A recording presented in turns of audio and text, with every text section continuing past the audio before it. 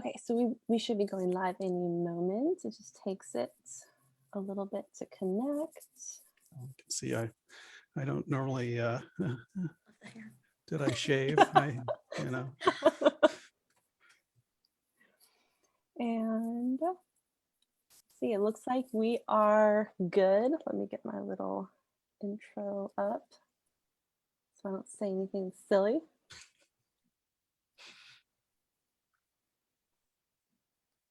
And hopefully people are popping on. Okay, so there we go. Hello, welcome to the Escondido Public Library Virtual Author Chat Series. This mystery panel is in partnership with Mysterious Galaxy Bookstore, where you can purchase books by the authors that you're going to be listening to tonight. I'm your host, Jessica Buck, Adult Services Librarian, and today I am joined by authors W.H. Cameron, or Bill Cameron, Emmeline Duncan, and Stacie Murphy. I'm so happy that you are here with me from all over, and that you're spending time, and that you're going to chat all about your books. And I'm really excited, and I want everyone watching to know that if you have any questions for the authors, please pop those into the comments and we will get to those as they come up. So let's just start with really quick, how are you? Good. Great. Good, very good. Yeah, we're good. It's beautiful here in Eugene, Oregon. It's sunny but not too warm, and just lovely. So it's a great day. That's pretty much lovely day here. A lovely day here in Falls Church, Virginia, right outside of Washington, D.C. Low 60s, breezy, clear. So, yeah. Portland is also warm and beautiful at the moment. That makes me happy. We're all very warm. Yes. Sometimes people get snow and it makes me feel bad because San Diego don't really get snow. Yeah, so the first question is just this panel. We kind of have a mix of different mystery. We have cozy, we have historical, and we kind of have like contemporary thriller mystery. So let's just start off with, tell us a little bit about you and the books that you write. And let's start with Emmeline. Well, I'm the writer of Fresh Food Murder, which is set at a food cart pod in Inner Portland. It's a cozy, but it's a little bit considered like a contemporary cozy, pushes the boundaries a little bit while still staying true to what a cozy is. It's about two people who start a coffee roaster and a coffee cart, and while they're opening, the lot across the street is being redeveloped into an apartment building, and my protagonist comes to work and finds the developer of the lot across the street dead by her cart. But she has unbeknownst to her, a connection to him, and that her mother, who is a really famous grifter, actually had stole like $100,000 from this developer a decade before. And so it really puts her in the police eye of thinking she might have killed him. I love it. Anything to do with coffee, especially this murder too. It's like, it's perfect. And it's very third wave coffee with a very contemporary, look at like what coffee micro roasters are doing. Yeah, it inspired me to do a pour over for the first time in like 20 years. Well, that's very fancy. Yeah. So how about Bill next, since you Okay, well, so yeah, since I just started talking, so I'm Bill Cameron. My most recent book is Crossroad by W.H. Cameron. Let's see, there we go. It's W.H. because my publisher just sort of arbitrarily decided that everybody they publish is going to use their initials, except when they don't. Sort of weird, but it's my sixth book, and it's about a young woman who has relocated to Central Oregon. It's set in Central Oregon in the high desert to become a mortician's assistant. She has sort of a grim past that she's fleeing, and she goes to live with the family of her husband, who has been missing for some time, and they've taken her in and introduced them to their work as professional morticians. And in the course of her work, She gets involved with a mystery that involves a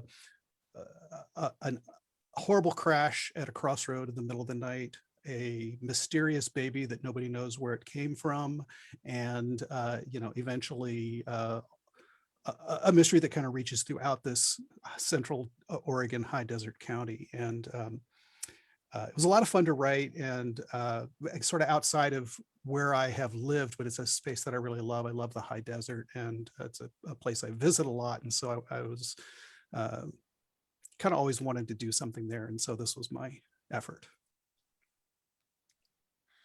And I'm Stacie Murphy. This is my first book, A Deadly Fortune. It is a historical mystery. When I wrote it, I pitched it as The Alienist if Sarah Howard had been psychic. It's the story of Amelia Matthew, who is an orphan in Gilded Age, New York City in 1893. And she's always had a very modest psychic gift. She's used that to make her way in life. And when she's injured and suffers a head injury, she wakes up with a much more dramatic gift that she's unable to control. And when she accidentally channels the spirit of a very angry ghost in public, she winds up trapped in the notorious insane asylum on Blackwell's Island. And there she uncovers dark doings and teams up with some people and will have to embrace her gift and sort of use it to solve a mystery and win her own freedom. I love it. And I just want everyone to know, whether you're watching now or later, you can check out all the books by the authors from the library. And I was so lucky that I managed to grab this, because Emmeline and Stacie, your books, I'm in line. I have it on hold. Like, the patrons got to it before me, which is good, but like it makes me sad because I really wanted it. But yeah, I'm so excited. I'm excited for people to read your books and to buy them from Mysterious Galaxy. So don't forget to do that. I have the link conveniently in the description of the chat. You can just click on it. It'll take you right to the books. So now that we've heard a little bit about your books, let's talk a bit about your path to becoming a writer, whether it was a very quick journey or it was a very long journey. So I'm curious to hear about that. And let's start. Who should we start with this time? We'll start with Bill. Okay. So I would say my path was very long and very slow, because I knew from a very young age that I wanted to write. I mean, I was writing stories almost before I, could actually write. I learned to type before I learned to handwrite. So, but my first novel was published when I was 43. So I would say my path was pretty long and slow. But that was okay. It took me a while to sort of get to the place where, I was, writing something that somebody else might actually want to read. I was writing a lot of stuff that I wanted to read, but it was pretty, I was young and self-indulgent, so, when it happened at the right time. Mm-hmm. And do you have like stories that you'll never share with anyone? They're the ones that you have hidden under the bed. Oh yeah. Yeah. Well, what's funny is I had been working on one novel for like 15 years, and it was 2,000 pages long. I mean, it was insane and terrible. I mean, it was awful, but it had some stuff in it that I liked. And as I've kind of gone forward, I pulled one of the characters out of it. And this was a high fantasy novel. It was set in sort of semi-contemporary United States, but it was, magicians and dragons and all kinds of stuff. And all my published stuff now is contemporary, sort of real world fiction. But I started pulling out characters. Like, I really like this character. This book is never going to get published, but I love this character. So one of the characters became a significant character in my third book. Another character became the main character of my fifth book, which is a young adult contemporary mystery set in Portland. And so even though no one will ever see that source material, it still found its way out into the world. And so I'm happy about that, No, I like that. I like that your characters have found their way, Yeah. into other stories. Yeah. Okay, I'm gonna go with Emmeline next. What was your path to becoming a writer? Well, similar to Bill, like I've always wanted to be a writer, and even before I knew how to read, I was doing like drawings with these like elaborate stories behind like what was going on. And I can proudly say I won my first writing contest at age 8, my elementary school, and I got to go meet a real published writer for the day with like hundreds of Aw. other kids and then Eastern Washington. Um, and then in college, university, I studied both political science and creative writing. And I wrote a lot of very pretentious short stories, as you have to do, I think. You are like required to write pretentious short stories between ages of like 19 and 22.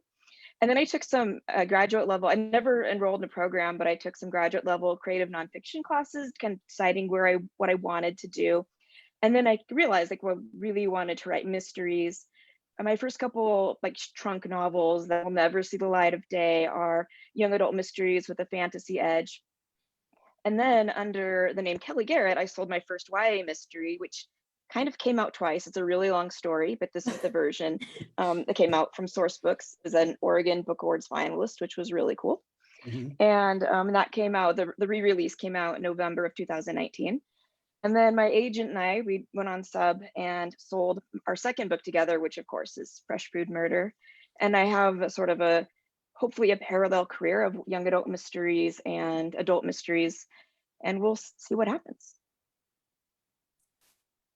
And what about you, Stacie? So my path, while I was traveling, it felt long, but it really wasn't. I was an English major as an undergrad, but I was a reader, not a writer. I avoided creative writing. I found it stressful. I felt like I didn't, I had that perfectionist thing going on. If it can't be perfect, I wouldn't dare let anybody see anything. And so I wasn't writing. I had never been a writer of fiction.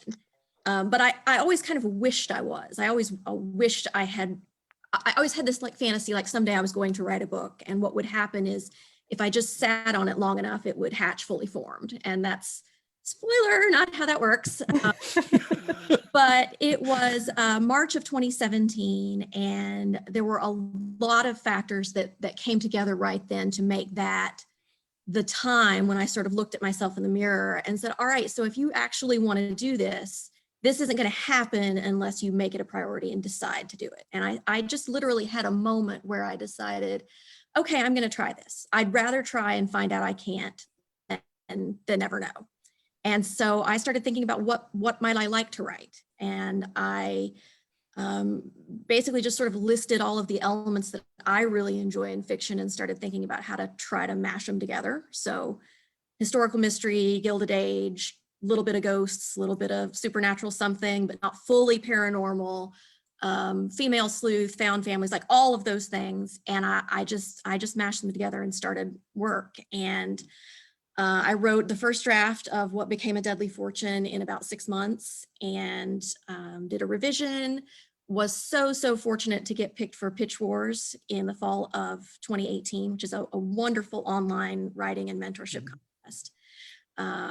Did the Pitch Wars process, started querying in February of 2019, got my agent about 4 months later. We went on sub that summer, and the book sold April of 2020 and then came out this past January. So at the time, it all felt like it was taking forever, but looking back, it was actually really fast. So. Mhm.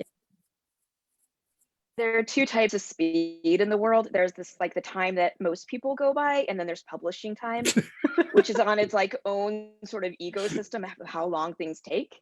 Yeah. Yes. It's a trip. Yeah. It is.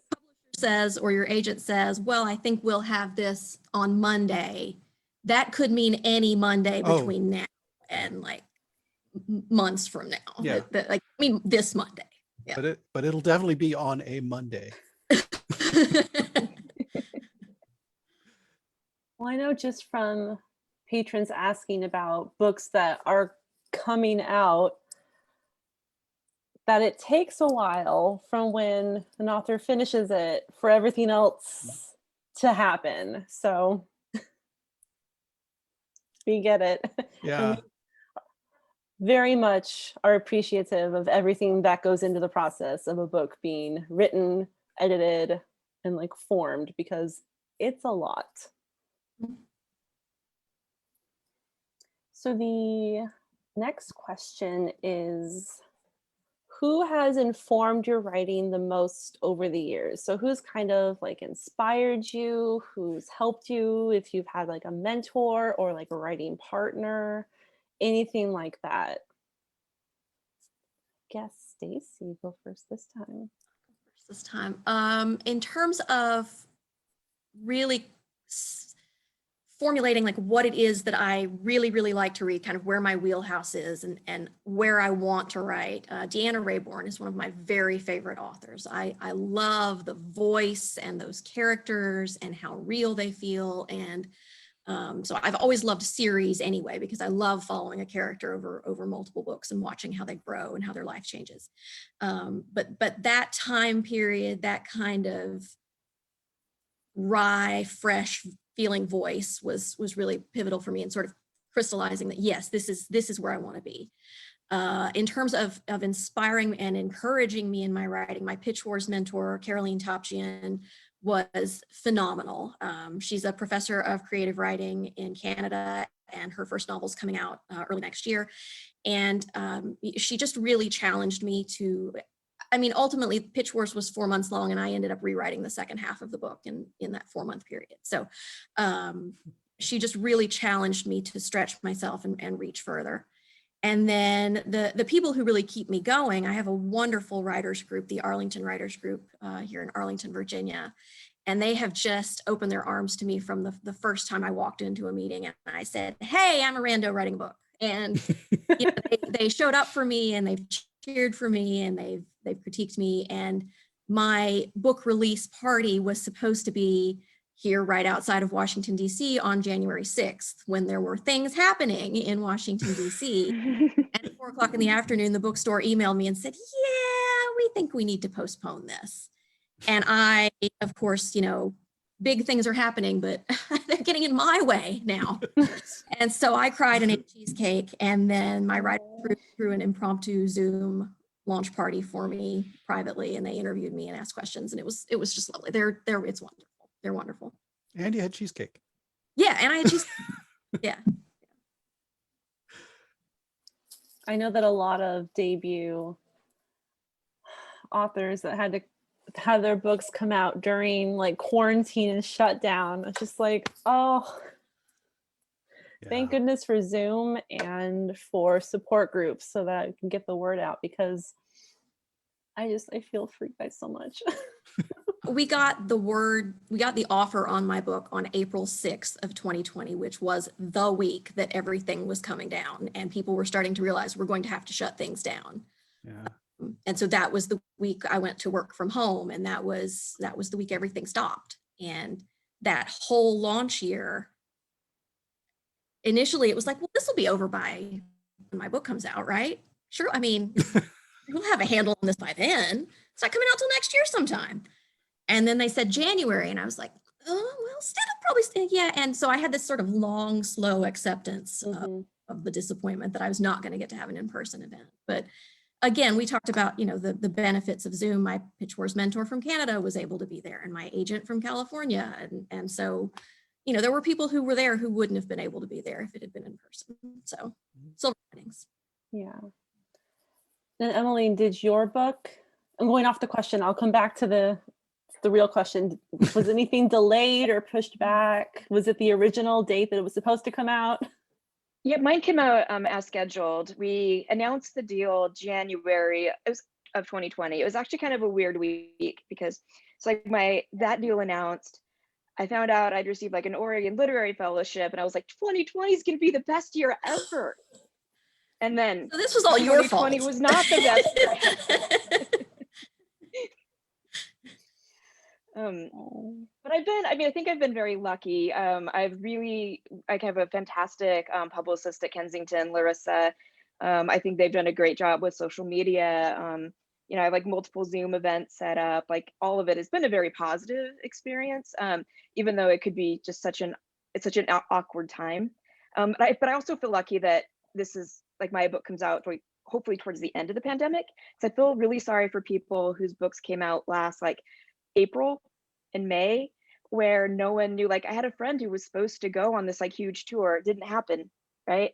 And so much of what the publishing company set up was like very in-person events, and that Mhm. just didn't happen. And it was such a shock to change, where at least I knew like, oh, I'm not going to have a launch party in person. At least I knew to do stuff virtual. I knew to prepare for it. Mhm.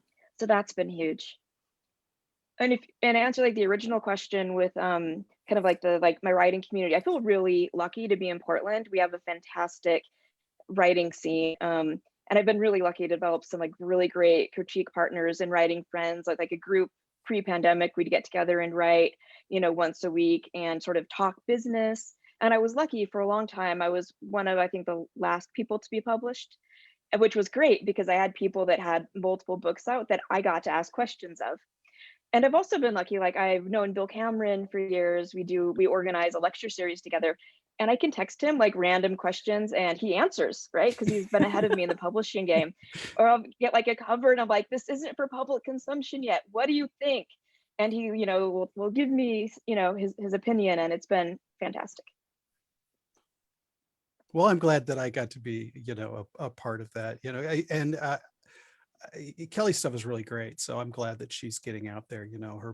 Both her first book and this book were a lot of fun. Her first book's a little darker, but just a great read. So, I feel like I'm privileged to be part of that. So. Aw. Feelings. I love Okay. Well, so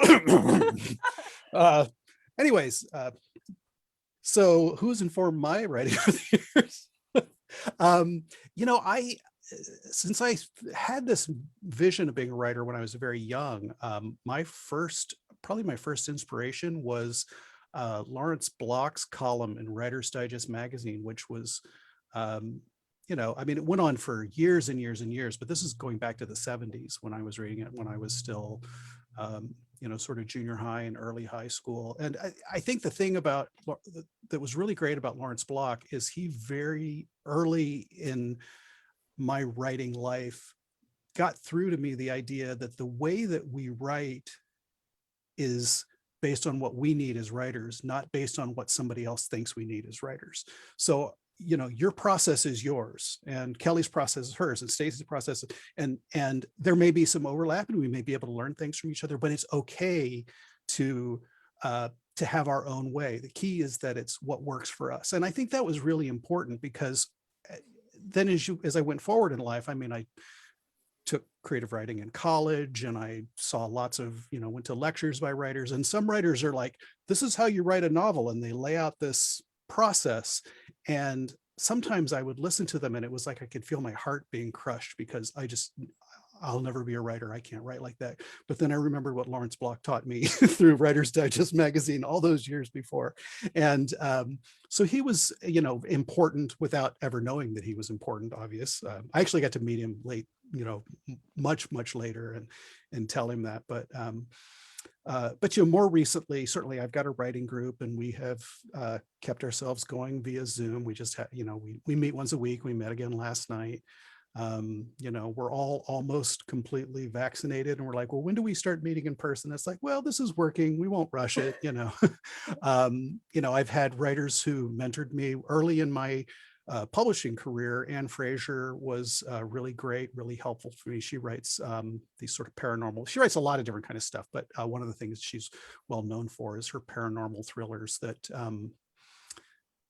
kind of paranormal, sexy thrillers. They're really good. And she was very helpful to me early on. And then of course the writers that I read for inspiration, people like, Sarah Perezki, there's something about her voice. And I don't want to say that I emulate her, but sometimes when I'm writing, like when I was writing Melisande in Crossroad, sometimes V.R. Wachowski's voice was somewhere there in the back of my head, because of her you know, she's got this interior toughness that, but, you know, still has a big heart. And so those are the, you know, there's just all kinds of things, you know, it's the people that you get to interact with one-on-one, and it's the people that you only experience because you got to read what they've written. And they all, I think, have a part to play. So we've talked about writing, long process, getting the book published, long process. So do you write full-time? Do you write part-time? Do you write whenever you can find the time? Like what does your life look like when it comes to writing? How do you balance it with everything else? And I think Emmeline, you're the first up this time. My internet's going like slightly in and out. I hope I'm clear, and I hope I got all of the question. So I do, my goal, I do write full time. And I'm lucky that I'm in the situation to be able to do that. And what was the second part of the question? Actually? Just like, how do you, if you don't write full time, or if you write full time and have other projects, how do you balance? How do I balance?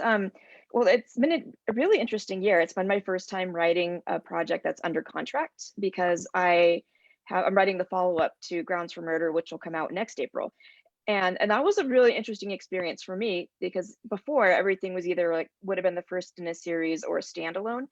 And so it was this process of discovering the character in the first draft, which I find very compelling. Well, I know my character really well. And so writing the second book had this entirely different feel. And I also wrote it from more of an outline, because I'd gotten the outline, like the synopsis, already approved by my publisher. So there were fewer surprises in it for me.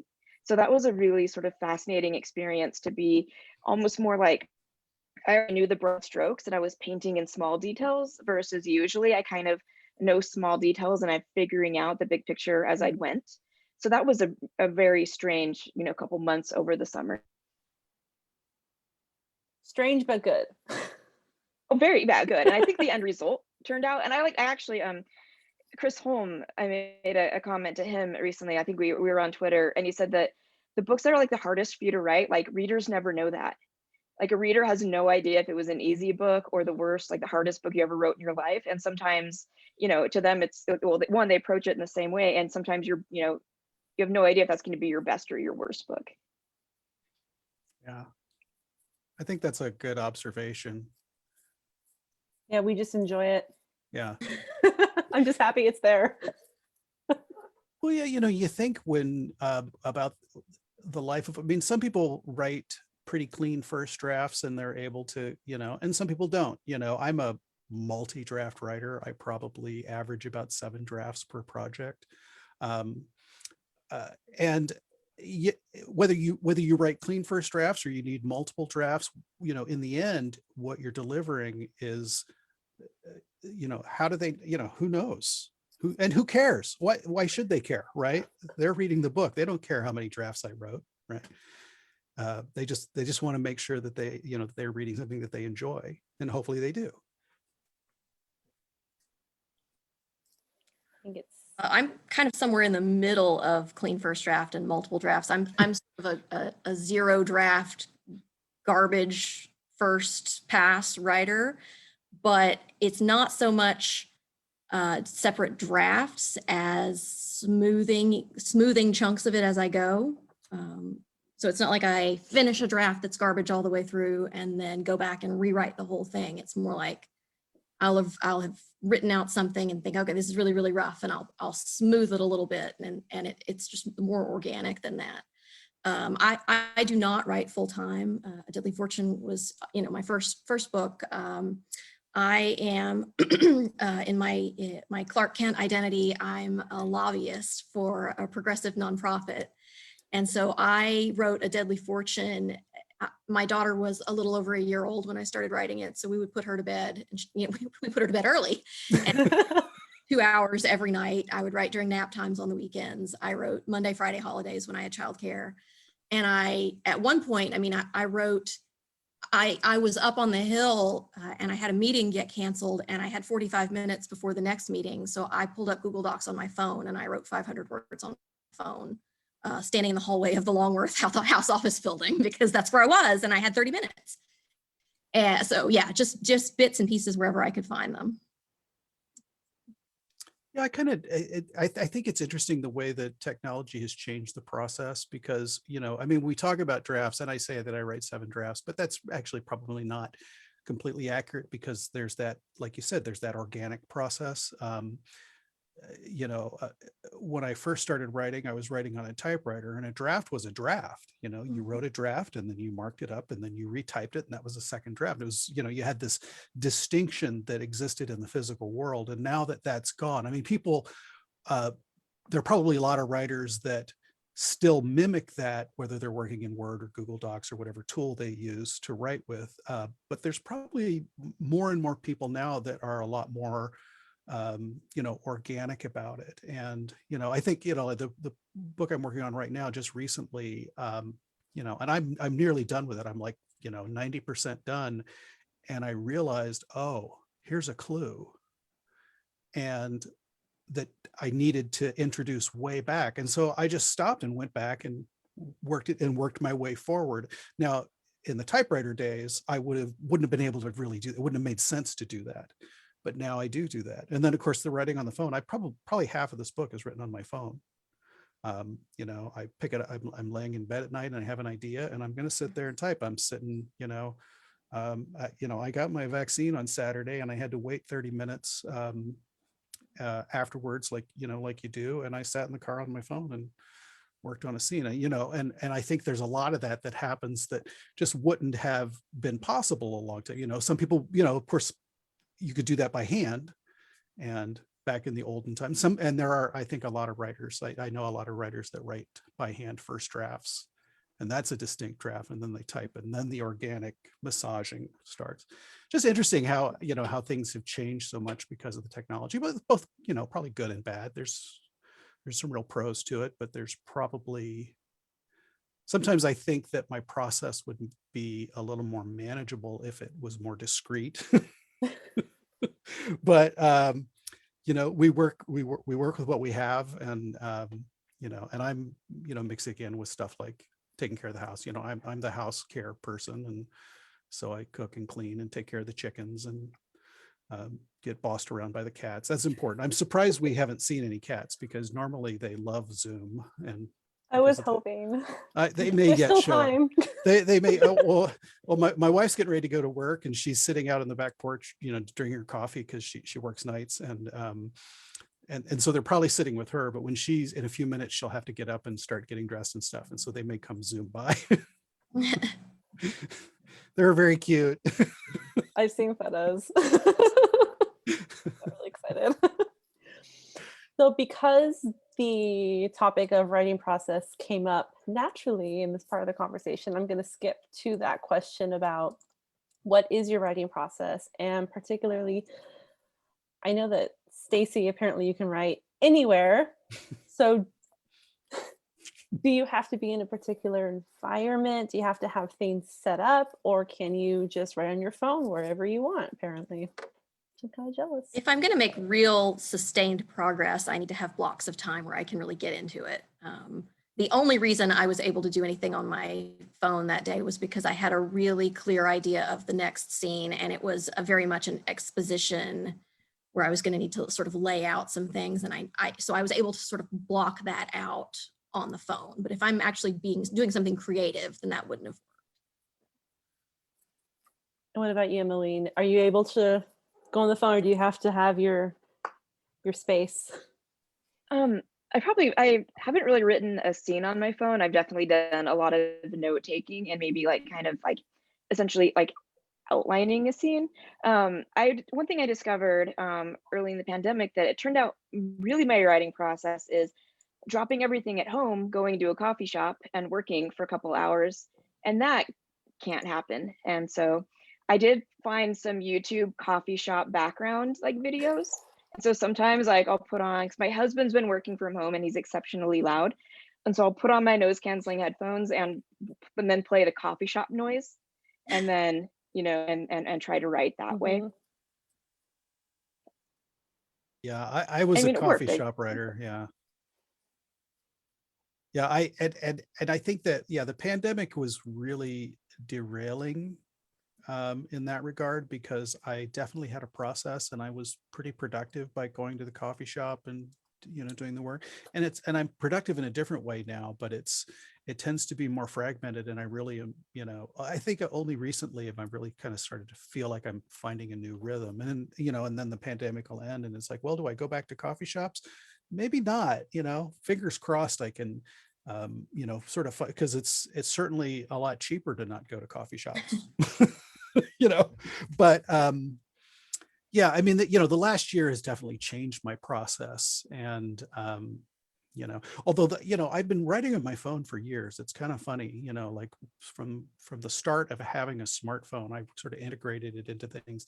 And I mean, they tend to be smaller pieces. It's not like I'm going to write a 3,000 word chapter on my phone in one sitting, but a lot of times there'll be some little moment. It's like, oh, I've got an idea and I'm sitting here for 15 minutes and I can tap out 200 or 300 words. And then, then I have to sit down on my computer and massage it into the actual scene where it goes.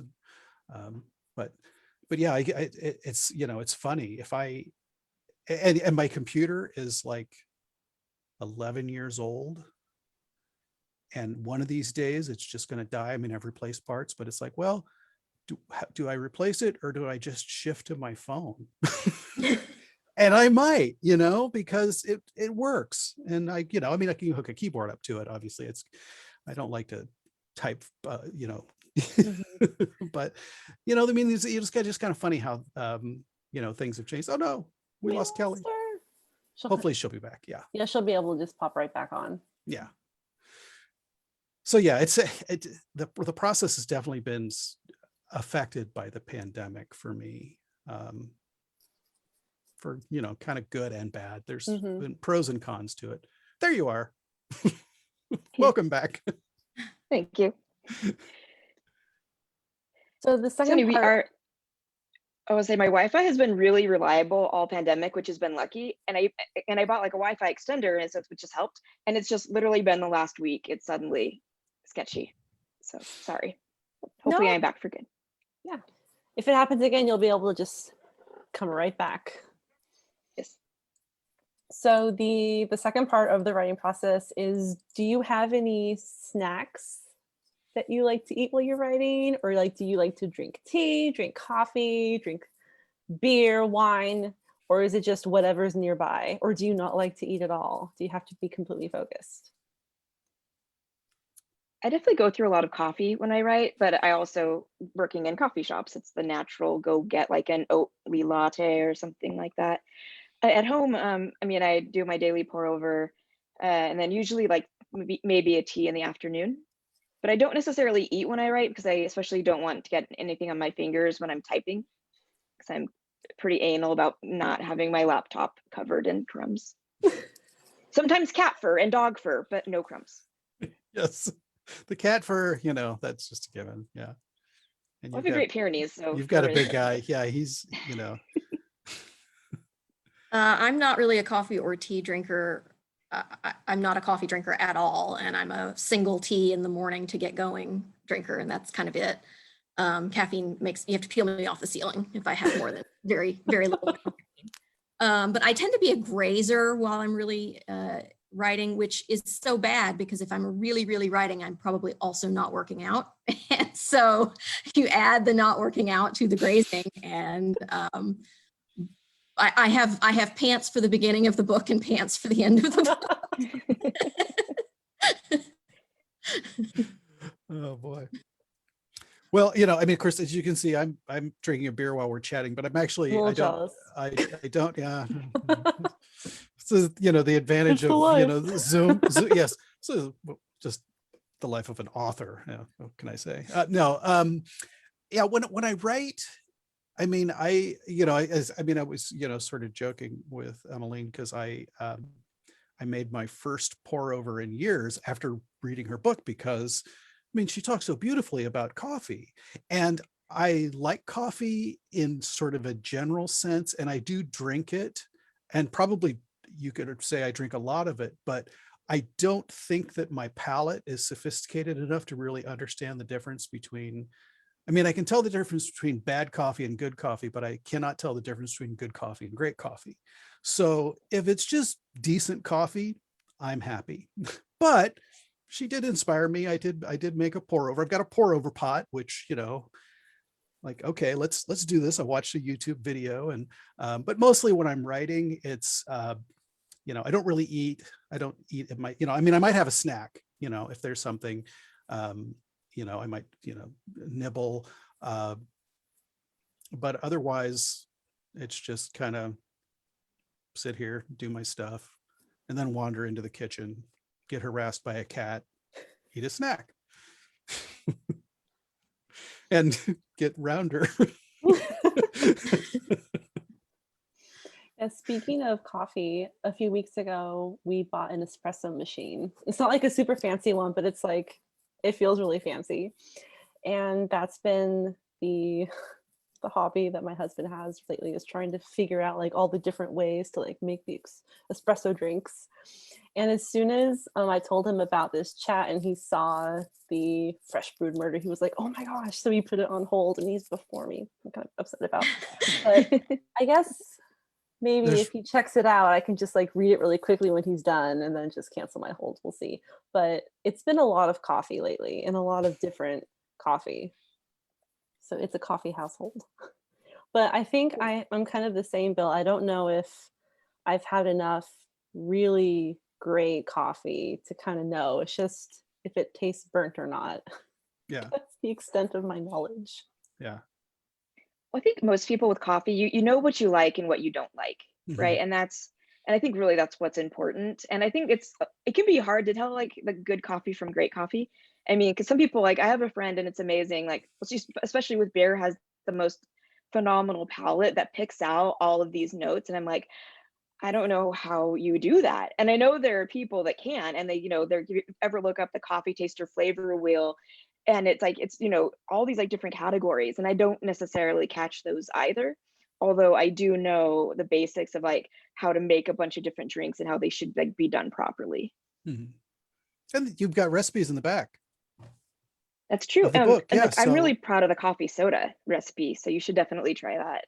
Yeah. So when your husband gets the book, have him look in the back, and then he'll be able to experiment. I'm excited. We'll have to post photos. Try to like Please do. pose it. I love it. I love it when there's like any type of recipe in the back. If there's food involved in the book and authors do that, it makes me so happy, because it's just like an extra little like tidbit. Yeah. That makes me so excited. Oh my gosh. Okay, now I'm like, who has it? And they need to bring it back now. Okay, so I'm just peeking to make sure there's no questions yet. Okay, perfect. So the next question, nothing to do with coffee or food. What would you like to see more or less of in the mystery genre? I want to see more cross-genre blends. I love that when you can sort of mash up genres, and I think like mystery is so great because any genre can be a mystery. You know, you can have sci-fi, fantasy mysteries, and historical and romantic, and I want to see more blending of elements. Yeah, I mean, I agree with that. Yeah, go ahead. Oh no, go ahead. Well, I was just gonna say, You agreed with hers. I think that's really good. I think, you know, another thing, probably the thing that came to, like, when we got the questions ahead of time, but we're wandering a little bit, which I think is fun too. But when I saw this question, you know, the funny thing that I thought was, it's not so much that what I want to see more or less in the mystery genre. I sort of feel like I want to see, I want to ask something more of readers, which is I'd like to see readers be more willing to get outside of their comfort zone when it comes to their reading. And now, and I preface that by saying, I think we should read what we want. Okay. I'm not going to, you know, I'm not a prescriptivist in that regard. I don't think you should be forced to read something that you don't want. But, you know, mystery is this great continuum. And on one side, we've got, sort of gritty, hard-boiled noir, whatever, whatever you think is holding down that end of the continuum. And at the other end, we've got sort of the more lighthearted, the traditional, the cozies and things like that. And people tend to, they find a lane and it's like, this is what I read. And this is, and I think this is a good example of, I've got sort of this contemporary thriller mystery, and we've got a historical with paranormal, and we've got a, amateur sleuth cozy-ish. I mean, it's not a true cozy because it's got some elements that aren't typically cozy, but it's definitely on that side. I mean, you got 3 very different books here. I personally think that I wrote a good book, but I will also say that these 2 have also written great books. I have read both of them and really enjoyed them, and all very different. But if you're a person that only reads traditional, then you're going to miss out. And if you're a person that only reads, noir or thrillers or whatever, and we give ourselves some elbow room and we get to experience some really great writing. And I'll take that further. I think sometimes some aspects of mystery are disrespected compared to other, like unless an award is for like the Agatha is for traditional and the Lefty is for humorous, and there's historical mystery awards, but otherwise the awards all go to the dark end of the spectrum because the rest of the is treated as not worthy. And I would love to see readers treat the whole spectrum with the respect that I think it deserves, because there's great writing all throughout. Anyways, off my soapbox. No, absolutely. And one of our goals with the virtual author chat series is to get people interested in maybe genres and books that they wouldn't have just picked off the shelf before. But by listening to the authors talk about it, talk about their books, to kind of get them going into places that they wouldn't have gone. So yeah. I completely agree. And I'm so happy again that you're all here.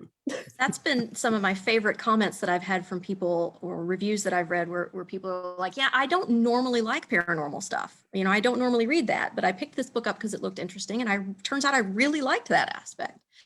And I've had multiple people say that, which that pleases me that people are enjoying that bit. And I definitely agree. It's nice when readers try to get out of their comfort zone. I love going into like a bookstore, looking at what mysteries they have on their shelves. And I always try to buy something, especially if I'm going into a new indie store, pick up something that I hadn't heard of, right? Because if I know there's a writer I like, I'm going to go seek that out anyway. So why not try someone that's new to me? Mm-hmm. And it's not always successful, right? Occasionally I get a book and I'm like, okay, this wasn't the book for me. Not that the book is bad, it just didn't hit my interest. And I would love to see, just that sort of, I would love to see readers, like Bill said, branching out and trying new stuff. And if you haven't read a science fiction book for a while, maybe pick one up, because all the genres are always changing. And, and maybe, there'll be an element you like. Or if you love crime fiction, maybe pick up like Fonda Lee's Jade City, which is like Godfather meets Crouching Tiger, Hidden Dragon, right? And so maybe even though you don't necessarily pick up fantasy, you'll love the kind of the crime Godfather side of her book, and in love her book. I feel like I need to write these down now so that people can listen. I actually wanted to ask Stacie if she's ever read Simon R. Green's The Dark Side of the Road, and that series. I love them. They're like, if you take a traditional mystery and shove it together with science fiction and horror. So you have that kind of locked room, people out of country estate. He's a British writer. The books are set in England. But one difference from a traditional is everyone might die horribly, but maybe they'll live, right? And that makes it so much fun. Just because we kind of talked about subgenres and different genres and getting out of comfort zones, I'm going to skip ahead to one of the later questions. Is there a genre or subgenre that you've always wanted to write in but haven't had the chance? I won't say always wanted to write in, because I only started really writing a couple of years ago, but the biggest genre that I read, aside from mystery, historical type stuff, I'm a huge sci-fi fantasy geek. So I'm like Dresden Files and The Expanse, and just finished Naomi Novik's Deadly Education, and sort of all of that sort of, I love that. And I would love to do it someday. I find it so intimidating. The idea of doing something fresh enough or creative enough or new or different enough is really hard in fantasy right now, I think. So yeah, it's an area I love, but I have not ventured into. I've also looked, I also love fantasy, especially the kind of contemporary, used to be called urban fantasy, on the grittier side of urban fantasy, less the paranormal romance. Although don't get me wrong, there's some phenomenal paranormal romances out there too. And I would love to write something in that kind of like the mystery that has the kind of this, some sort of science, like some sort of fantasy edge. And I would also love to get into like graphic novels and comics. And so we'll see if that happens or not. I'm also on the early side of my career and trying to make some things happen. Who knows what'll actually, go forward and end up in the world, but we'll watch. Maybe you will get a surprise soon. How about you, Bill? Well, yeah. So Emmeline and I, we kind of have this sort of running thing where she wants me to write a romance novel. Do it. And so here's the thing. I actually would. I sort of wish that I could. I read romance. I especially like romantic suspense, but I also, I think romance is right. And I think, the romance writers, are, as a class, probably the most talented and definitely hardworking writers out there. I mean, not that there aren't talented, hardworking in every genre, but there's something about, they're going for it and they're working hard and they're really producing some amazing stuff. And my problem with romance is that when I start to write romances, I can never get to the happily ever after. Everything always goes to hell. And so I can, there's a romantic element, but it's going to end in sadness and death. and so this is, will I ever write that romantic suspense? I think of ideas, and what I'm working on now has the potential to get there. It's a theoretical first book in a series, and the first book won't have that because of the way the story is being told. But if I get to write multiple books, I might get to the point where I get to try a genuine romance that actually will satisfy real romance readers, as opposed to a lot of people who don't really understand what romance is supposed to do, and they say, well, it's a romance. Well, no, it's not a romance if you have a love affair, but it doesn't hit these other marks, with the HEA being probably the critical defining thing, among others, but we'll see. And then I wrote my 2,000 word fantasy novel that was never finished, and a part of me wishes that I could. I mean, that one's never going to happen, but a part of me wishes that I could find my way back and actually write a real fantasy. But I don't know, because like Stacie said, it's a particularly challenging area right now, and partly because of how much great stuff is being done. The stuff that's good is so good that it almost feels like, well, there's no room for a hacker like me. Well, I will say I got so excited when you mentioned romance, because I'm a huge romance reader. And I host our library's romance book club, and I've had a lot of like romance authors on for the chats, and it's just, I love the romance because there's so much. Romance is like, it can be everywhere. Yeah, it's fantastic. Well, and the writers are so great. I bet they're a lot of fun because they're badasses. They are, absolutely. And there's so much like paranormal romance, and there's so many romances that have like mystery and crime, and there's romance thrillers. Like there's just so much. Yeah, I love it when genres come together. It's just beautiful. So I'm my fingers are crossed for all of you to one day write in the genre that you hope to, especially Emmeline, like graphic novels. It was so cool. It would be so cool.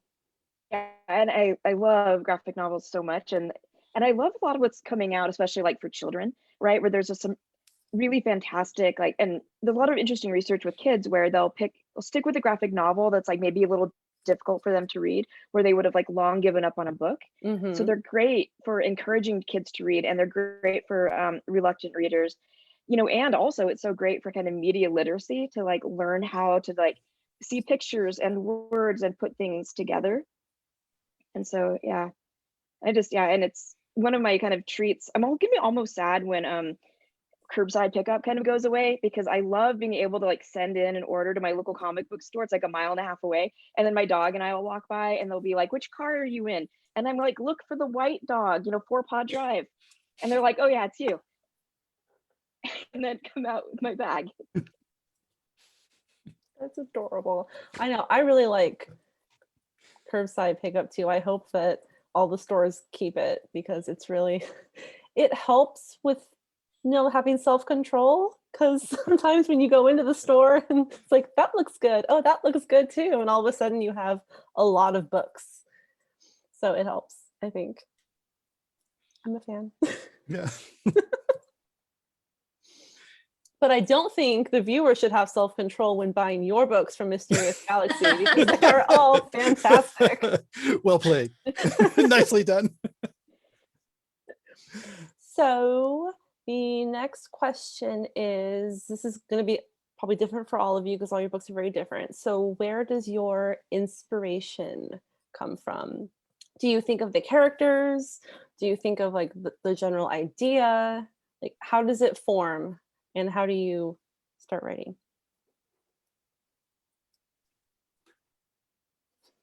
Who wants to go first? Well, I know for me, I usually maybe get the character first, but it's also the character and their personality really develops with the kind of overall plot. Like, I don't necessarily know everything that's going to happen in the book, but I kind of know where the story begins and ends. And needing to know that and getting a sense of a character, and then everything really truly develops together. Because I mean, you have to have the right character, like a narrator, for that mystery. And so I start with character, but everything is pretty intertwined. Mm-hmm. So I was going to say character, but I think actually first for me is time and place.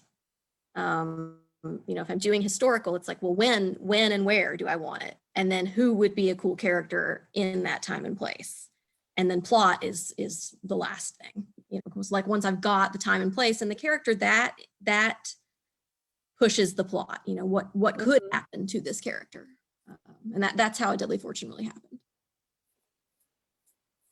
Yeah, I mean, it's different for me with each project. I know with Crossroad, originally when I started Crossroad, I had the first scene, you know, the driver coming over the hill and spotting fire at the crossroad below. I mean, it's literally, and it's like, okay, so then I have a scene, and my prior to Crossroad and my young adult, I wrote a 4-book contemporary mystery set in Portland, and I had this idea that one of the secondary characters, I would sort of turn her into my new serious character. Like, it sort of finished with my serious character, and told the stories about him that I wanted to tell. And it's like, well, you know, I could tell her, you know, do her, and maybe I could start and do her origin story. So she was going to be the one that was driving over the hill. And then a friend of mine said, you know, you should write a book about a sexy mortician. And I'm like, oh, you just wanted to be sexy because, you know, you're a pervert. But but then I was like, oh, mortician, that's an interesting idea. So, you know, like so I had a situation, but I didn't know where the situation was going to go.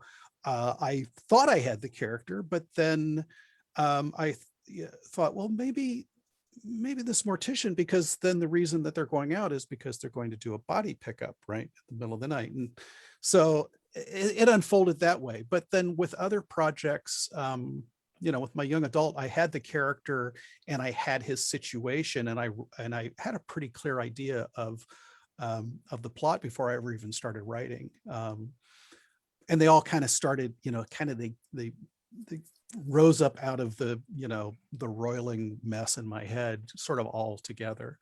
You know, it's just different every time.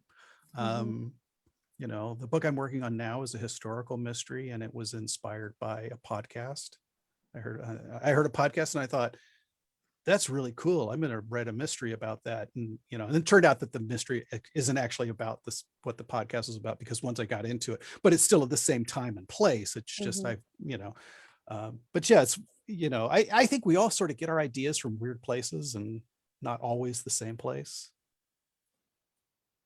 Well, I know for me, it's kind of funny with Fresh Food Murder. My initial idea was someone that was like like late 20s, like a fixer, you know, who would fix people's problems. And she like had a coffee, like a coffee cart with her sister who no longer exists in the story. And she rode like a fixie bicycle. And so she still's a bicycle. I kind of did away with the fixie because that's not really cool anymore. But it's funny, yeah. And how it started was very different to how it eventually ended, especially after a couple drafts. And after throwing away my first draft in entirety. Yeah. Oh, that hurts. I've done that too. Well, I didn't, luckily it was only like 25,000 words. So it wasn't like scrapping the whole entire novel. Yeah. But it also, by scrapping it and starting over, it turned into a much better book that I was able to finish. Where it just wasn't, something about it wasn't working with the initial version. So I'd rather cut it after 25,000 words and try to fight to finish something that I know is not going to work. Yeah. As a non-writer, the thought of getting rid of that many words it's like breaks my heart, but it all worked out in the end. Well, that's the thing, to get to an 80 or 90,000 word novel, you're gonna cut 25,000 words multiple times as you're drafting. Probably, yes. Yeah, I think on one of my books, I was doing this thing where I was like tracking how many words I wrote. I was really rigorous about it. I kept a spreadsheet, and the finished book was 89,000 words, but the number of words that I wrote in my writing sections was like 350,000.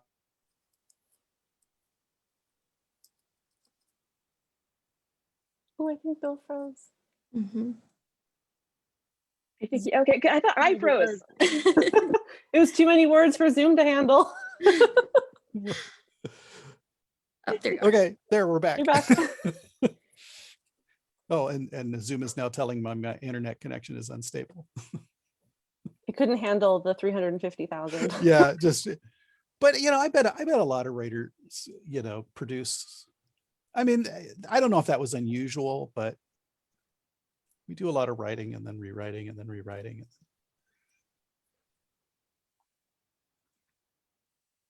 And I was going, first I'm seeing if this question is already there, but I don't think I put it there. So because we kind of talked about characters and if you thought of the character first or if the character kind of came after you started to think about the plot, did one of your characters kind of surprise you during the writing process? Like do something that you didn't think that they were going to do or completely change the direction that the book was going because they just decided that they wanted things to change? Or was it, did you feel very in control of your characters? Because I know sometimes characters just have a mind of their own and the author just has to kind of follow along. I keep hearing authors talking about that and I haven't experienced that yet. Like, no. I mean, I've had characters where I would write that they started to do something and then realize, no, that actually isn't what that character would do. But it was me realizing that it wasn't the character refusing to do it. So, I mean, I think that would be the character wanted you to think. Or maybe, that it was your idea. I think one advantage of being slightly on the if you look at pantser to plotter as continuum, and like I tend to, like before I start writing, I tend to know what like the logic behind the mystery is, but I don't necessarily know everything that goes on. And so that leaves a lot of room to sort of like explore the character while I write. So I wouldn't say they ever really surprised me because I'm usually still figuring them out over the course of the book. I mean, I've definitely been willing to change like the resolution at the end if this feels more grounded in the characters that I've created. So I wouldn't say that they surprise me, but I also don't try to force them into any one direction over the first draft. I sort of see what naturally plays out, even though I do have like an end game in mind.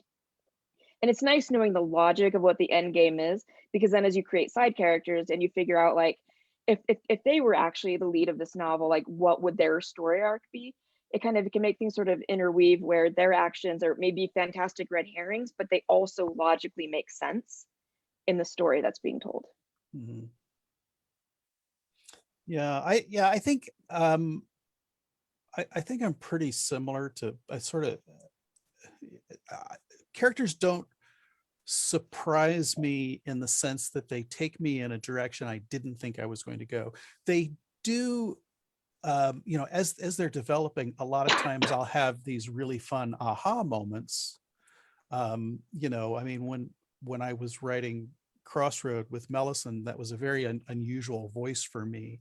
And there were a number of times where I was like, oh, this is a moment. And where in my mind, it was a scene that needed to happen in order to accomplish some plot thing. But then it ended up having some really important character thing happen that was probably more important than the plot thing. But I didn't know that it was going to be until I'm in the midst of the writing and I'm, speaking through her voice. And I mean, it's a first person story. So I'm literally, writing in her voice. And so that does happen for me. I'm a lot more likely to be surprised by, sort of a plot revelation that I didn't. And that, like I was saying with the story that I'm working on now, where, I'm 90% done and I realize there's sort of this critical clue that I can, and it changes a whole lot of things in a small way. And it was a very exciting moment because like, oh, now this just got a lot better. I mean, to me, we'll see what readers think, but I'm much more brilliant than I realized. So, well, I had a kind of a follow-up question for Bill, but finish and then I'll ask you the follow-up. Well, I was just going to say, I think I'm more likely to be surprised by things like that, and whereas I'm more likely to be sort of delighted by the way characters unfold. Like, oh. I was going to say, as a follow-up question for Bill, I could be wrong, but didn't one of your books in your Portland series come about because a character made a decision in Lost Dog, the first book, for plot reasons, and someone pointed out to you, like, she never would have done that. And so didn't you think about it? And then you came back a couple books later and answered why she did it in a later book? Yeah. So, well, that was a really interesting situation. So when I wrote Lost Dog, this was my first book. And it's a coffee book, as it happens, a mystery that's, where a coffee shop is important. But anyways, when I wrote it, it was going to be a standalone. My main character, I didn't think that my main character had series potential. But it was a review. Now, don't read your reviews. The reviews are for readers. They're not for us, right? So they're for readers to tell each other whether they should read the book. But this was a thoughtful review. And and he said this main character, secondary main character, Ruby Jane, she did something and it's like, she wouldn't have done that. And I was like, God, he's right. This is a correct assessment of her character. Well, so then I obsessed about it. And then the second book, a secondary character in Lost Dog was this cop, Skin Kadish, and he became my series character, but Ruby Jane continued on. And part of the reason that I kept writing the series is because I kept wanting to figure out Ruby Jane well enough to understand why she would have made the choice that troubled him, legitimately troubled him. And by the time I got to book four was really about Ruby Jane. And I showed sort of why she would have made that choice and why it made sense for her to make that choice. But yeah, if I hadn't gotten that review, it may not have even turned into a series. So, and it was a favorable review overall. It wasn't like it was a bad review. It was just, he had a question and it was a good one. It was a very good one. I love that. Thank you for that follow-up question, because I would have probably found that out. Yeah, I forgot about that. That was I wrote 3 whole books in order to answer a reviewer. We're not allowed to say that. We're not allowed to admit that. No, reviewers, we don't read our reviews. I read my reviews. I know I'm not supposed to. I do it anyway.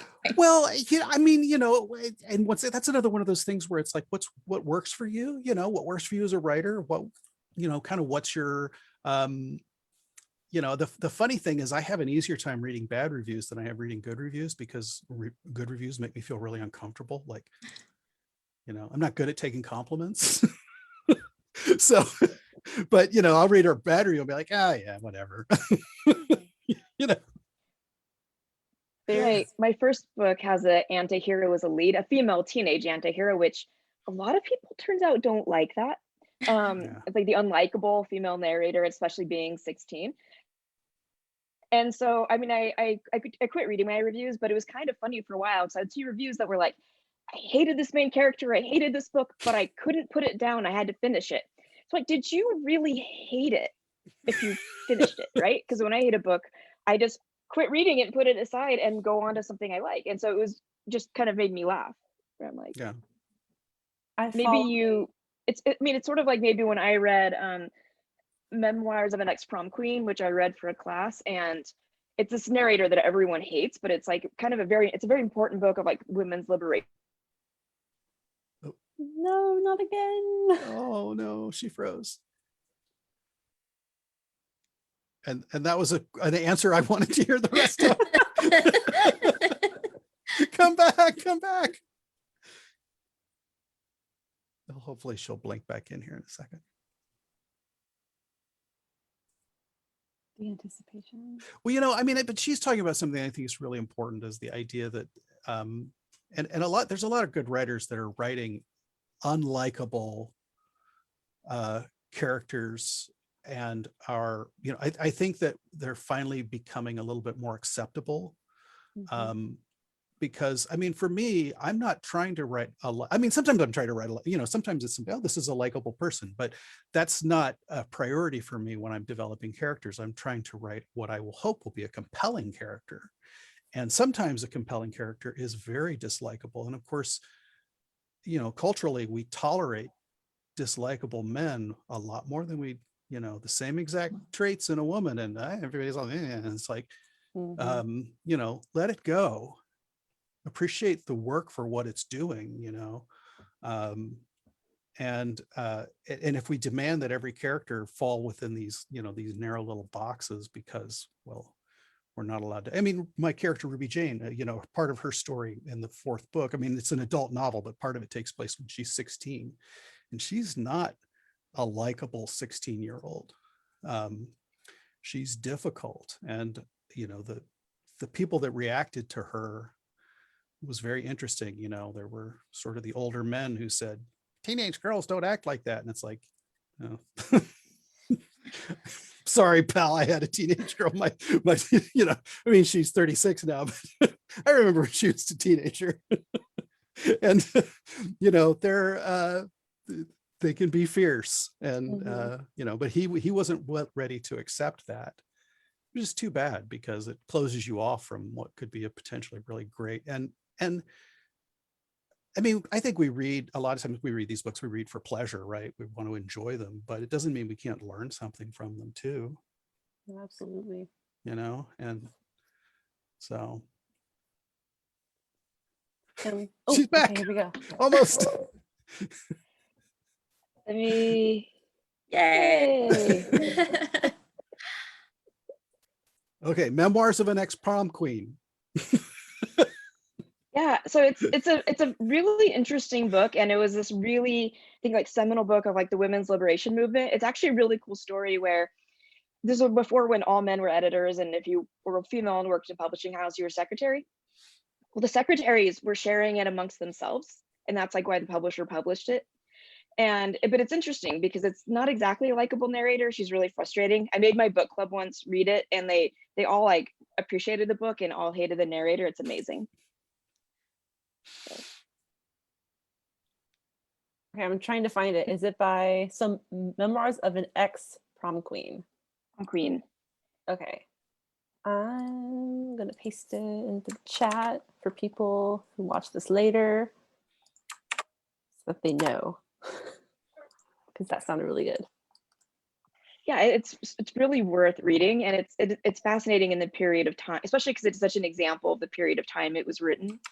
And to be, you know, in a situation where you feel like you really don't have that many like choices you can make, yet it's someone who keeps making the wrong ones at the same time. It's so well done. What I was gonna say really quick, because we were talking about reviews, is I follow a lot of authors on Instagram. And you know those like inspirational posters with like the landscape and then like the words? Someone was taking just like some of the bad reviews, like a line from the bad reviews, and making it like an inspirational poster and posting it. I was like, that is brilliant. Yes, I that's love good. that. Oh, That's a yeah. great way to channel that. Yes. My debut group of young adult writers, we did that. Like anyone that there's one specific review source that's known for being a little snarky, and people were specifically using those snarky comments to make inspirational posters, and it was amazing. And it was such a great way to emotionally deal with the Yeah. moment. Yeah, one of the romance authors that I follow on Twitter, she was taking some of the like one line bad reviews as like just posting it and then saying, now buy my book, because like they were bad reviews, but it was also like, it's kind of, I want to know more about why this person, like, what is this book really about? So it's like, I love kind of like taking that and making it work for you. Yeah. Yeah. That's Gotta good. work with what you got. Yeah, I love it. The next question, and this can be about the books that have already come out or maybe something that you're currently working on, but what have you enjoyed most about writing your recent book? And a lot of people are like, that I finished. Well, I mean, that's huge. That we are like hold them, and actually that they actually were published, and you could actually like look at it and be like, I could read it if I wanted to, but I've read it so many times that Yeah. I'm not I going hate to. it. I've read it so many times, I kind of hate it. So done with it. Yeah.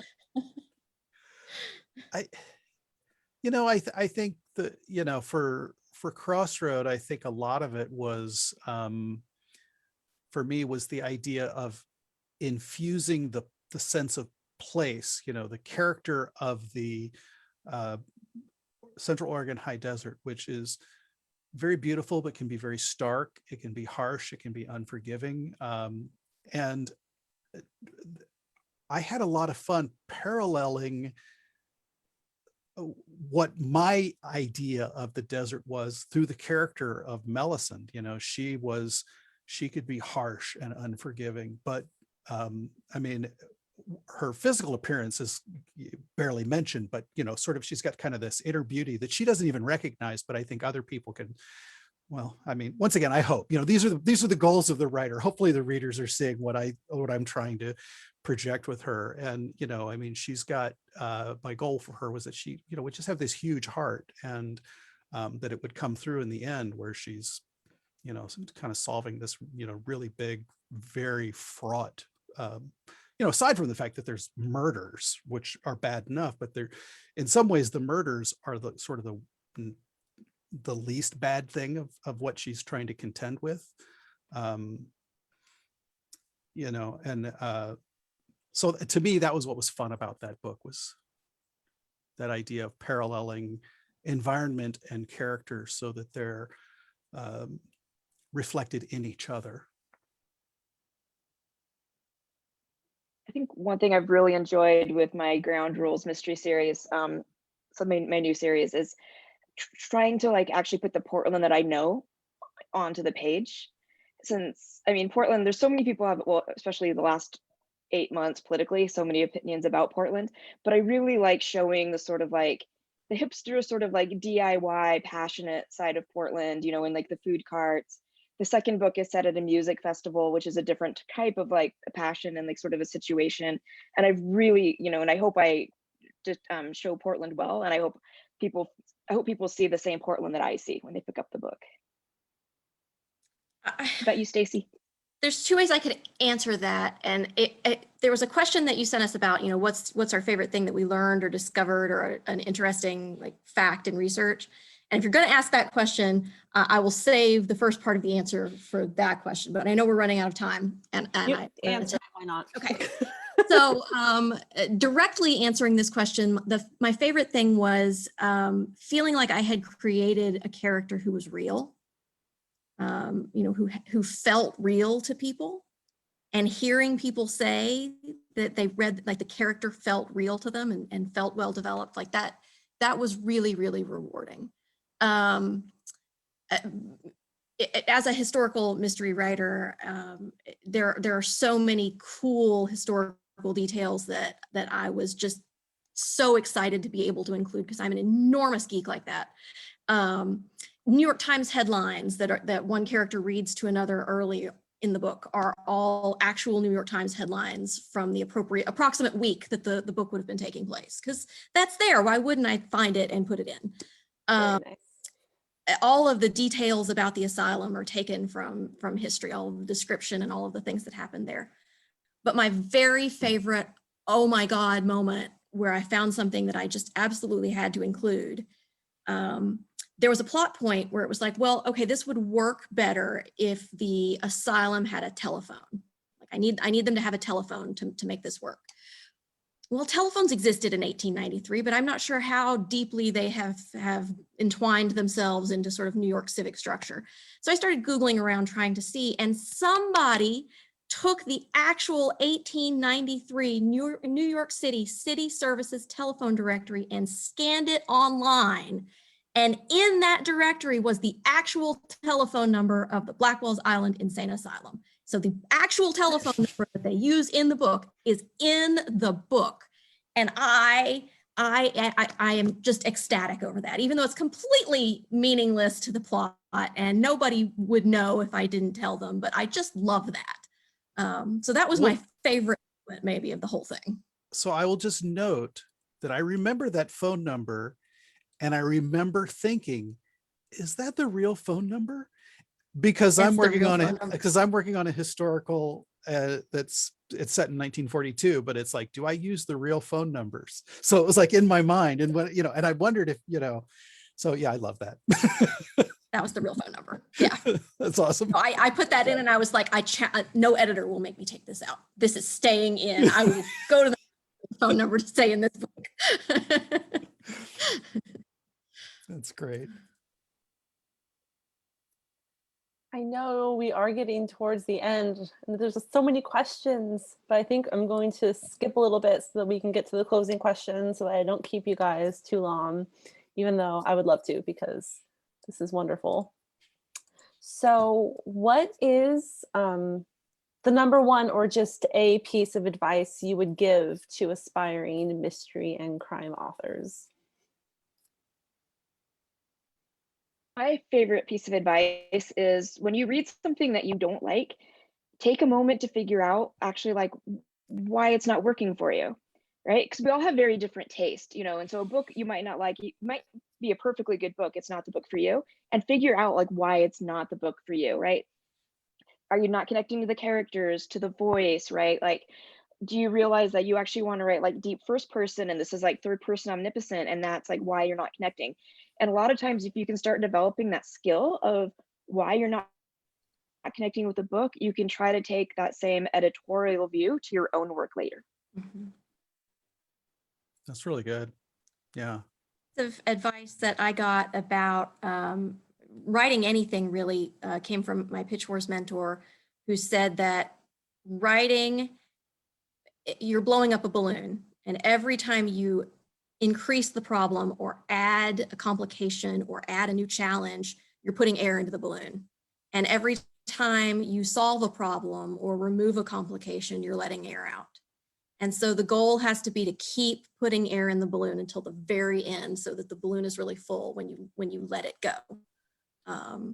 And so I had a tendency to sort of be too easy on my characters and sort of let them get out of things. And she kept saying, no, you've got to keep pushing, you got to keep piling on until it gets to the end. And that's what makes people keep reading.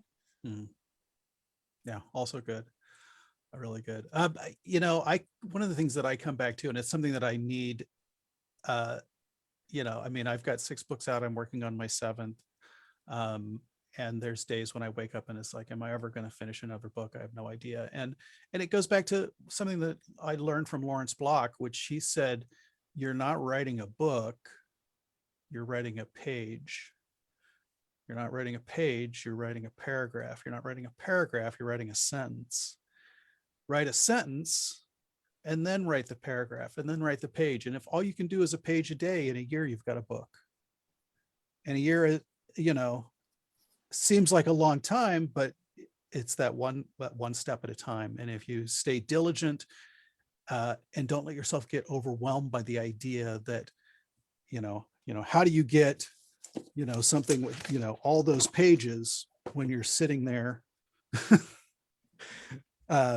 you know, you can easily get overwhelmed. But so you think of it in the piece, and that's a piece of advice that has been, I think, given by lots of people in different forms. You'll hear that from a lot of different people. And I think that it's really wise, you know, one sentence at a time. Oh, great advice. Everything you guys said was so great. I feel like I need to have that written down and pasted into the comments later. I might have to do that, because, or just let people know, watch till the end for some great writing advice. That's what I wish I could like force it so they had to sit there and watch the whole thing, but they'll be able to skip. They'll be able to skip and do it if they want to. But at least watch it for a minute, because then we get the credit. That's important. So now for the closing questions, because we only have a few more minutes. And this is the one question that I make sure that I always ask at the end, and it's my favorite. And I hope it doesn't put too much pressure on you. So what is your favorite library memory? Okay, so mine is that I was in 5th grade and I was doing you know, standardized testing. And it was one of those things where it's like, okay, this test takes 20 minutes. And if you finish early, you can sit quietly at your desk, or you can go to the library. So I did my first section and I finished, and I went to the library and I found a book. And I was a reader, but I had not read a chapter book you know, that I chose yet in my life. And I found this book called The Mystery of the Wishes Bridge by Barbie Oliver Carleton, and it remains one of my all-time favorite books. And I started reading it, and I loved it so much that when the next test started, you've got 27 minutes to finish this section. I just filled in the Scantron circles, turned it in, and went back to reading. I have no idea how I did on that test, but for 2 straight days. And the teacher's like, wow, you're really getting through this. I'm like, what? So that's my favorite library memory. Well, I'm originally from, it's bigger now, but used to be a fairly small town right outside of Nashville, Tennessee. And so when I was very young, we didn't have a library in town. There was a school library, but we didn't have one in town. And they eventually, I was late elementary, early middle school, they built a library, and they were looking for contributions from citizens to, you know, endow a brick, or you can, you know, do a table or whatever. And my parents, they had one table in the little children's section, and my parents got me and my sister each a chair. So I had my own chair in the library that had my name on a little gold plaque on the back. And so going to the library, I could go and get a book, and I could sit in my chair in the library and read, and be very, very resentful if anybody else happened to be sitting there. Name on it. That had to be explained to me that did not actually mean it was mine. But yeah, I mean, I always loved going to the library, and I remember my library card number because it was 1100, because there weren't that many of us. And so yeah, that was a huge deal in my childhood reading experience. Growing up, I moved a couple of times, but we were always we used our libraries heavily. And I remember we moved when I was going into the 5th grade, the summer before. We moved with my grandfather, and my mom was going to get us a library card, and she's like, yeah, go pick out some books. And it turned out we could only check out like 3 each or something until like the card somehow, I don't fully get it. There's some reason why I could only get 3, but no one told me that. And I came with this like huge stack, and they're like, no, you can only check out like 3 of those. And I'm like, and I was a huge reader. I'm like, what? That's only going to take me like a day to read. And yeah. And I used to go every week. I'd get this huge stack, and the librarians would be like, quiz me on them, and I'd read all the books, and they were just amazed. I That's love great. it. So I Yeah. love hearing people's stories. It's so fabulous. Thank you for sharing.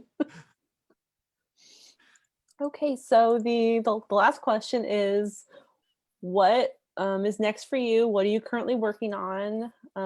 What should we be excited about?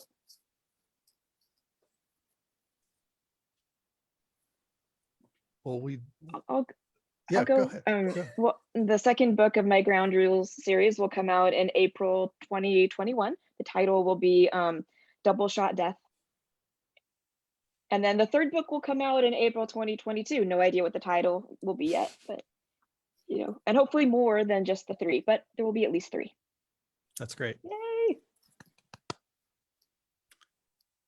Well, I'm working on a mystery set at the Oregon coast in 1942 against the backdrop of the locals' absolute belief that the Japanese were going to be invading the U.S. mainland any minute. But it's a local murder mystery that's set at that time, but it's a historically fascinating period that's not really well known outside of Oregon. And there's some really great history that I've been able to research. And so that should be a lot of fun. Hopefully it's almost done. Hopefully, I don't know when it'll come out because it'll be a sort of a new submission, but it's getting close to something I can give to my agent. So. Well, I always intended A Deadly Fortune to be the start of a series. I have ideas for multiple books with those characters, but my publishing deal was a 1-book deal. So, I didn't know if I was going to get to do any more. And I'm going to thread the needle and say that I do not have anything that I could officially announce here, but I am working on a second book in the series. So Good. Yay! Well, I know that I'm looking forward to all of your future books, and I know that the people watching now and watching later will also be looking forward to it, and they can buy them from Mysterious Galaxy Bookstore. The link is in the description. You can just go right there and order them right now. Or if you're not local, from your local indie booksellers. If they don't have it, ask them. And if your local library doesn't have books by the authors, you can request them. So let your librarians know that you want them, and hopefully they'll get them. But you can check them out from the Escondido Public Library. So there's a silver lining for everything. So thank you to all of you viewers. I've been seeing you. And thank you to all of you wherever you are for watching. Thank you to our wonderful authors for spending so much time with me tonight. This was wonderful.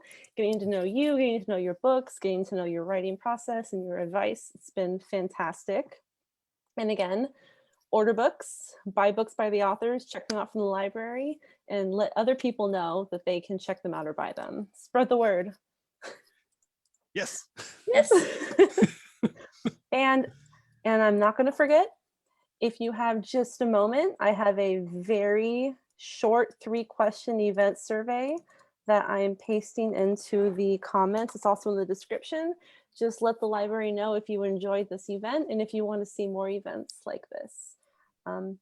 So that's the end. Thank you so much to the authors again. Thank you to the viewers, and Thank we you for hope to having see us. you next Thank you. time. Thank you. A lot of fun.